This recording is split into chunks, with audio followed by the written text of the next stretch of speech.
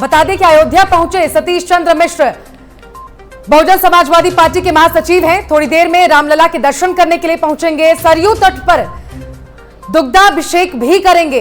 साथ ही बीएसपी के प्रबुद्ध वर्ग के संगोष्ठी कार्यक्रम में शामिल होंगे। उनके नेतृत्व में ही ये पूरा कार्यक्रम किया जाएगा। तस्वीरें आप देख सकते हैं, उनका स्वागत किया गया। अयोध्या पहुंचने पर प्रबुद्ध समाज के सम्मान, सुरक्षा और तरक्की पर चर्चा की जाएगी। Senior executive editor prime news के प्रेम शंकर सिंह हमारे साथ जुड़ गए हैं। प्रेम शंकर जी, बहुजन समाजवादी पार्टी की ओर से प्रबुद्ध समाज का यहां पर आयोजन किया जा रहा है, जहां पर ब्राह्मण समाज को टारगेट करने की कोशिश की जाएगी, उनको रिझाने का प्रयास किया जाएगा। जी नाची, दरअसल इसको ऐसे समझिए कि बहुजन समाज पार्टी जब बनाई गई थी तो यही जो अगली जाति थी उनके काउंटर के लिए बनाई गई थी कि इनके हित का ध्यान रखने वाला कोई नहीं है जी। जो पिछड़ी जाति से लोग आते हैं उनके हित का ध्यान रखने वाला कोई नहीं है। तो ऐसे में काशीराम ने सोचा कि ऐसी पार्टी बनाई जाए जहाँ की पिछड़ों का और अति पिछड़ों का ध्यान रखा जाए। लेकिन वही आज पार्टी ब्राह्मण समाज और ब्राह्मणों को लुभाने की कोशिश कर रही है। यानी कि जो राजनीति है उत्तर प्रदेश में, अब वो राजनीति पहले ब्राह्मण ये कोशिश करते थे या ब्राह्मण समुदाय का कोई नेता होता था तो ये कोशिश करता था कि पिछड़ों का समर्थन उससे कैसे मिले। और आज वही अति पिछड़ी पार्टी जो है बहुजन समाज पार्टी, जो कि माना जाता है कि ऐसी समुदाय के जो लोग हैं उनसे ज्यादा लोग जुड़े हुए हैं बीएसपी से, आज वो ब्राह्मण समाज को डुबाने में लगे हुए हैं।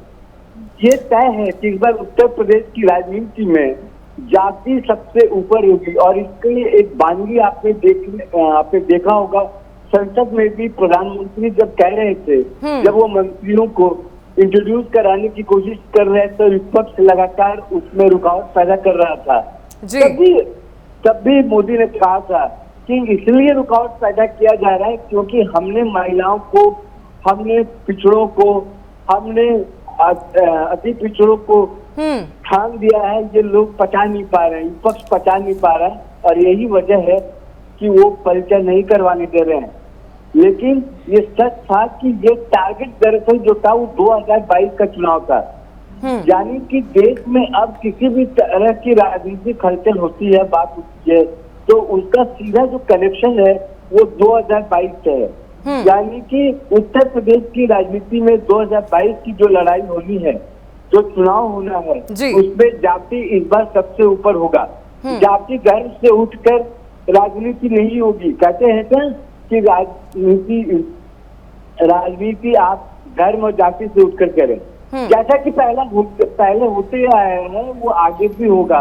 और इस बार जातिगत समीकरण अपने पूरे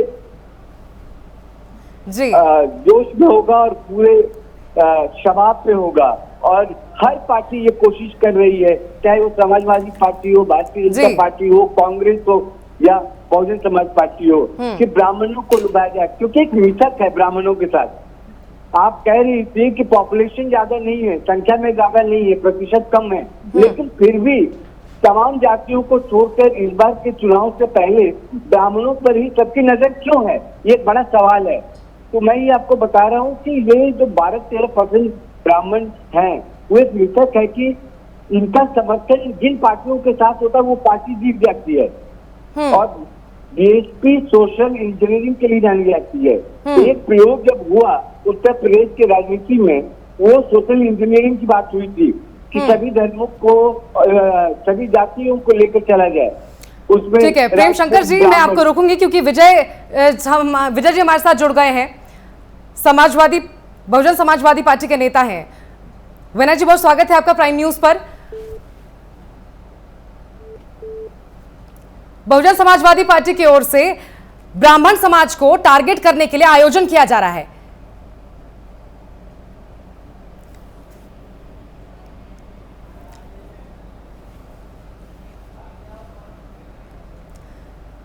प्रेम शंकर जी, आपके पास लौटूंगी मैं, अपनी बात पूरी कीजिए।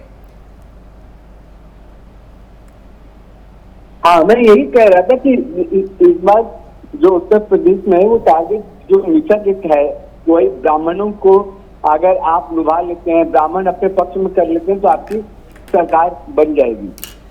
मायावती भी वही कोशिश कर रही है। और बार बार आप कह रहे हैं कि जो समाज का हमारा ताना बाना जो बुना गया है, उसमें ब्राह्मण समुदाय से जो भी लोग जहाँ पर भी हैं, वो एक नेता मतलब नेतृत्व का क्षमता देने वाला व्यक्ति समझा जाता है उसको, तो वो नेतृत्व दे सकता है, समाज में उनकी बात मानी जाती है। बिल्कुल। जिस गांव कस्बा जहाँ पर भी वो है, तो उसका प्रभाव इतना रहता है कि कहने को वो एक आदमी है, लेकिन उसके कहने पर क्या वो 100 लोग, वो 1000 लोग वोट देते हैं? या जिस गांव में वो ब्राह्मण एक नेता है, अगर वो कहता है कि इस बार बसपा को वोट करना है या इस बार बीजेपी को वोट करना है, तो पूरा का पूरा समुदाय जो है उनके कहने पर वोट देता है, चाहे वो किसी भी जाति से हो। और इस बात को बीएसपी समझती है, मायावती समझ रही है। इसीलिए उनका एक चेहरा है सतीश मिश्रा। सतीश मिश्रा को जब भी ब्राह्मणों की बात होती है तो ब्राह्मणों की राजनीति जो बीएसपी में होती है वो सतीश मिश्रा के कंधे पर होती है। सतीश मिश्रा उसको हैंडल करते हैं, उसको कैसे मैनेज करना है, उसको किस तरह से लुभाना है, क्या बातें सामने रखनी है और किस तरह से उनको पार्टी के साथ जोड़ना है। एक मुखौटा है, एक चेहरा है बीएसपी के पास सतीश मिश्रा। प्रेम शंकर जी, मैं रोकूंगी आपको।